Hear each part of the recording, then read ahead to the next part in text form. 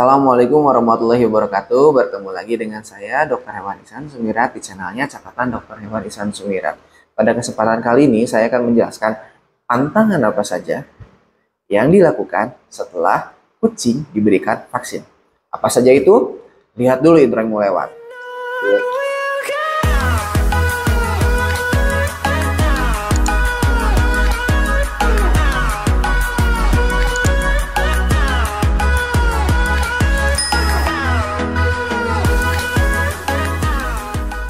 Oke teman-teman, jadi sebetulnya ini adalah pertanyaan atau yang biasa saya jelaskan ketika kucing selesai divaksin. Ada beberapa pantangan yang harus dilakukan ketika kucing selesai vaksin. Dan apa saja itu? Sebelum ke sana, saya akan menjelaskan kenapa sih ada pantangan yang harus dilakukan. Jadi begini teman-teman, seperti manusia, kucing setelah divaksin itu ada penurunan imunitas tubuh. Itu sebagai reaksi di mana vaksin yang telah diberikan kepada kucing.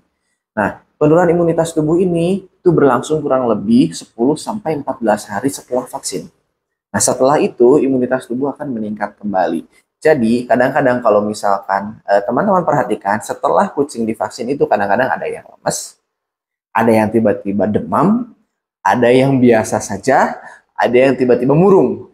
Itu biasa terjadi pada kucing yang setelah divaksin. Dan proses itu wajar, di mana imunitas tubuh kucing itu sedang menurun selama 10-14 hari. Nah, selama rentang waktu itu, kalau bisa, hal-hal yang membuat dia stres, dia bisa menurunkan lebih turun lagi imunitas tubuh itu dihindari. Oke? Nah, jadi yang pertama yang tidak boleh dilakukan atau pantangan ketika kucing setelah vaksin adalah mandi atau grooming. Nah, kenapa mandi atau grooming menjadi alasan? Karena sebetulnya kucing itu pada ibaratnya itu takut air. Mereka itu takut air dan sangat stres jika terkena air. Dan juga ketika mereka mandi, metabolisme tubuh mereka itu berubah teman-teman. Dan itu bisa memperparah proses demamnya atau proses penurunan imunitas tubuhnya. Jadi ketika dimandikan, kucing akan mengalami penurunan imunitas tubuh. Gitu. Jadi kalau bisa jangan dimandikan selama 2 minggu. Yang kedua, hindari tempat-tempat lembab.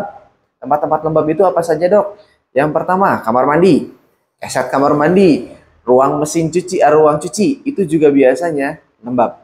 Jadi, hindari tempat-tempat yang lembab. Yang ketiga, terkena air secara sengaja dengan berlebihan. Itu juga harus dihindari, misalkan kesiram.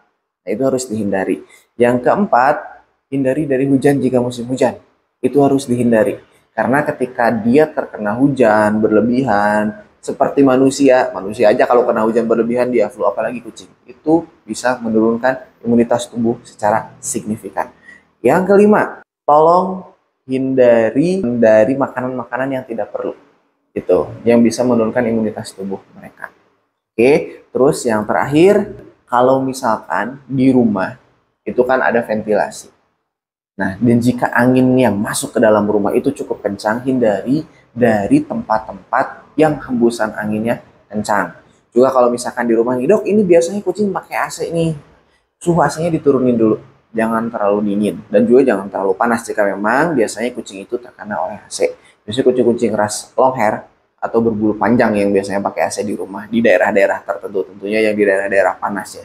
Nah, mungkin itu 6 pantangan yang harus dihindari ketika kucing setelah vaksin, biar nanti imunitas tubuhnya juga berangsur membaik dan vaksin yang diberikan itu bekerja dengan optimal sehingga menghasilkan antibodi yang betul-betul maksimal untuk melindungi kucing-kucing dari virus yang mematikan. Terima kasih, itu saja dari saya.